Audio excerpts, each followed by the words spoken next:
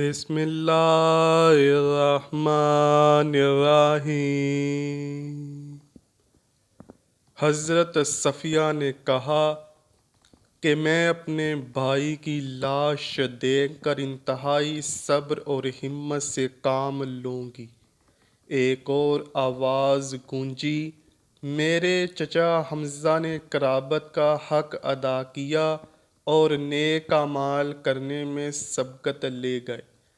یہ وہ جملہ ہے جسے نبی کریم آقا دو جہاں رؤوف الرحیم حضرت محمد صلی اللہ علیہ وآلہ وسلم اکثر دہرایا کرتے تھے۔ حضرت حمزہ کی شخصیت کی گہری تاثیر اور مقبولیت اس قدر زیادہ تھی کہ صحابی اپنے بچوں کے نام ان کے نام سے موسوم کرتے تھے۔ ناظرین گرامی، سوال تو یہ ہے کہ اتنے بلند مرتبے اور نامور اسلامی شخصیت کی آخری 2 دفعہ قبر کیوں کھولی گئی؟ یہ تو سبھی جانتے ہیں کہ پیارے آقا حضرت محمد صلی اللہ علیہ وآلہ وسلم اپنے چچا سے بے حد محبت کیا کرتے تھے۔ ایک دفعہ ایک صحابی بارگاہ نبوت میں حاضر ہو کر عرض کرنے لگے، یا رسول اللہ صلی اللہ علیہ وآلہ وسلم، میرے ہاں لڑکے کی ولادت ہوئی ہے، میں اس کا کیا نام رکھوں؟ تو حضور پاک صلی اللہ علیہ وآلہ وسلم نے ارشاد فرمایا، لوگوں میں مجھے اپنے چچا حمزہ سے محبت ہے، لہٰذا انہی کے نام پر اپنے بچوں کا نام رکھو۔ نبی آخر الزماں حضرت محمد صلی اللہ علیہ وآلہ وسلم کی ولادت سے 2 سال پہلے آپ کے چچا اور رضائی بھائی سید الشہداء شیر خدا حضرت سیدنا حمزہ بن عبد المطلب پیدا ہوئے۔ آپ کی کنیت ابو عمارہ تھی۔ آپ نہایت حسین و جمیل، دبلے پتلے، چوڑی چھاتی اور دراز قد تھے۔ آپ اپنے بھتیجے حضرت محمد صلی اللہ علیہ وآلہ وسلم سے بے پناہ محبت کرتے تھے اور ان کی حفاظت میں پیش پیش رہتے، بلکہ اگر یہ کہا جائے کہ ان کے سامنے ہوتے ہوئے کسی کافر کی جرأت نہ ہوتی کہ نبی کریم صلی اللہ علیہ وآلہ وسلم کے خلاف کوئی نازیبا لفظ بھی بول دے۔ اسی طرح اعلان نبوت کو 6 سال گزر چکے تھے۔ ایک دن کوہ صفا کے قریب ایک باندی نے آپ کو شکار سے واپسی پر روکا اور کہنے لگی، اے ابو عمارہ، کاش آپ پہلے آ جاتے۔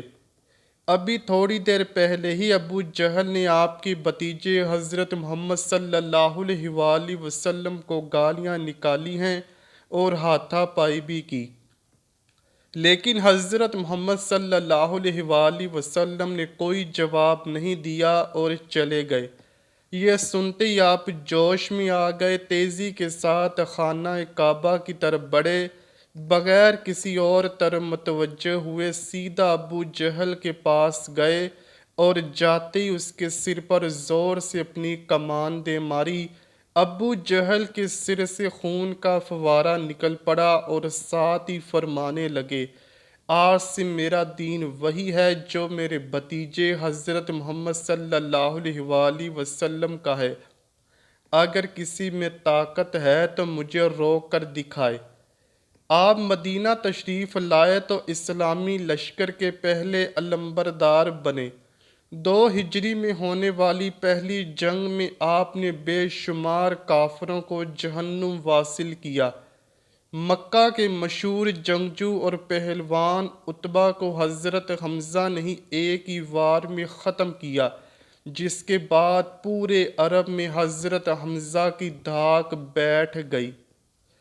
15 شوال المکرم 3 ہجری غزوہ احد شروع ہوتا ہے کہ جس میں کفار غزوہ بدر کا بدلہ لینے کے لیے مسلمانوں پر حملہ کرتے ہیں۔ ان کا سب سے بڑا مقصد حضرت حمزہ کو شہید کرنا ہے، کیونکہ جتنا نقصان غزوہ بدر میں کفار کو انہوں نے دیا اور کوئی نہ دے سکا۔ جبیر بن مطعم نے اپنی غلام وحشی کو، جو کہ نیزہ چلانے میں ماہر تھا، اس کو لالچ دیا کہ اگر تم میرے چچا کو قتل کرنے والے حضرت حمزہ کو شہید کر دے گا تو تجھے آزاد کر دیا جائے گا۔ ہند زوجہ ابو سفیان نے بھی وحشی کو کثیر انعام کا لالچ دیا، کیونکہ ہند کے باپ عتبہ کو حضرت حمزہ نے جنگ بدر میں قتل کیا تھا۔ چنانچہ وحشی نے حضرت حمزہ کو دھوکے سے کسی اور سے لڑائی کے دوران پیٹ میں دور سے نیزہ مار کر بے دردی سے شہید کیا۔ یہ سارا واقعہ اسی طرح بخاری و مسلم میں روایت ہوا ہے۔ حضرت حمزہ کا پیٹ چاک کر کے ان کا کلیجہ نکال کر ہندہ نے چبانا شروع کیا، اور پھر ہندہ نے کافر عورتوں کے ساتھ مل کر حضرت حمزہ کے ناک کان کاٹ کر انہیں لڑی میں پرو کر ان کے کڑے بازو بند اور پازیب بنائے اور انہیں پہن کے مکہ میں داخل ہوئیں۔ جب نبی کریم صلی اللہ علیہ وآلہ وسلم نے حضرت حمزہ کے جسم کو دیکھا تو آپ رونے لگے۔ آپ کے کٹے ہوئے جسم کو دیکھ کر شدت غم سے رسول اللہ صلی اللہ علیہ وآلہ وسلم کی آواز بلند ہوئی اور فرمایا، حضرت حمزہ سید الشہداء ہیں۔ مسلمانوں ذرا ایک دفعہ اس منظر کو سامنے لاؤ کہ جب حضرت حمزہ کی بہن حضرت صفیہ کو پتہ چلا کہ ان کے بھائی شہید ہو گئے، وہ ان کو دیکھنے کے لیے آئیں تو حضور نبی کریم صلی اللہ علیہ وآلہ وسلم نے ان کو اپنے بھائی کا کٹا ہوا جسم دیکھنے نہ دیا۔ خیر، حضرت صفیہ کی لائی گئی چادر میں حضرت حمزہ کو کفن دیا گیا۔ چادر اس قدر چھوٹی تھی کہ سر ڈھانپتے تو پاؤں ننگے ہو جاتے، اگر پاؤں ڈھانپتے تو سر ننگا ہو جاتا۔ اللہ اکبر۔ حضور نبی کریم صلی اللہ علیہ وآلہ وسلم فرمانے لگے، سر کو ڈھانپ دیا جائے اور پاؤں پر گھاس ڈال دی جائے۔ ناظرین اکرامی، حضرت حمزہ کی قبر کشائی کی پہلی روایت حضرت جابر رضی اللہ تعالیٰ عنہ نے بیان کی ہے، جسے امام مسلم اور بخاری نے روایت کیا ہے۔ حضرت جابر رضی اللہ تعالیٰ عنہ فرماتے ہیں کہ جنگ احد کے 46 سال بعد معاویہ بن ابو سفیان کے دور حکومت میں انہوں نے نہر احد کے مقام پر نکالنے کا حکم صادر کیا۔ جب اس نہر کا کام شروع ہوا تو منادی نے مدینہ میں یوں صدا لگائی، جن لوگوں کے شہید رشتہ دار احد میں دفن ہیں، قبر کشائی کر کے اپنے اپنے شہداء کے جسد کسی دوسری جگہ منتقل کر لیں تاکہ وہ پانی سے محفوظ رہ سکیں۔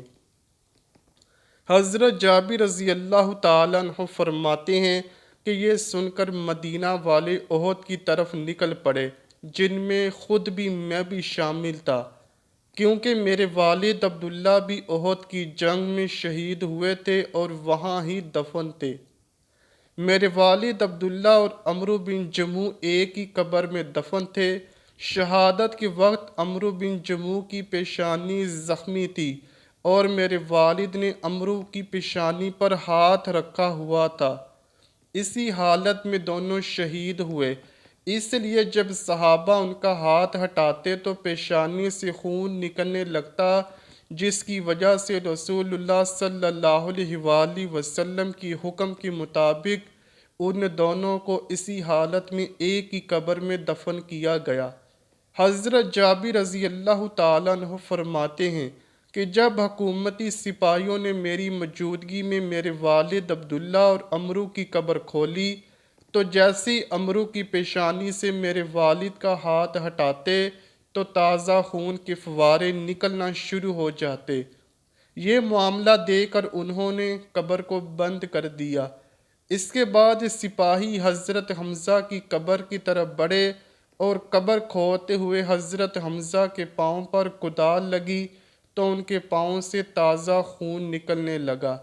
حضرت جابر رضی اللہ تعالیٰ عنہ روایت فرماتے ہیں کہ میں اس بات کا عینی شاہد ہوں کہ تمام شہداء کے جسم تر و تازہ تھے اور حضرت حمزہ تو ایسے لگ رہے تھے کہ جیسے آرام کی نیند سو رہے ہوں۔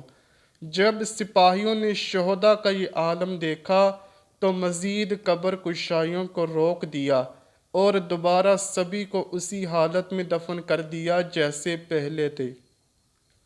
حضرت حمزہ کی دوسری دفعہ قبر کشائی ترک سلطان عبد الحمید ثانی کے دور میں انہوں نے 1904 میں کروائی، جب انہیں خواب میں یہ اشارہ ہوا کہ حضرت حمزہ کے جسد مبارک پر پانی موجود ہے۔ انہوں نے قبر کو کھدوا کر اس کے ارد گرد 50 گہرائی تک سیسہ پلائی دیواریں بنا دیں۔ دعا ہے اللہ پاک ہم سب کو اپنے پیارے حبیب صلی اللہ علیہ وآلہ وسلم اور ان کی آل پاک سے سچی اور پکی محبت کرنے کی توفیق عطا فرمائے۔ کمنٹ سیکشن میں آمین ضرور لکھیے گا۔ امید کرتا ہوں کہ آپ کو ویڈیو ضرور پسند آئی ہوگی۔ اگر ویڈیو پسند آئی ہے تو ویڈیو کو لائک کیجئے، شیئر کیجئے اور چینل کو لازمی سبسکرائب کیجئے۔ کمنٹ سیکشن میں اپنی رائے کا اظہار بھی ضرور کیجئے گا۔ ملتے ہیں اگلی ویڈیو میں، تب تک کے لیے اللہ حافظ۔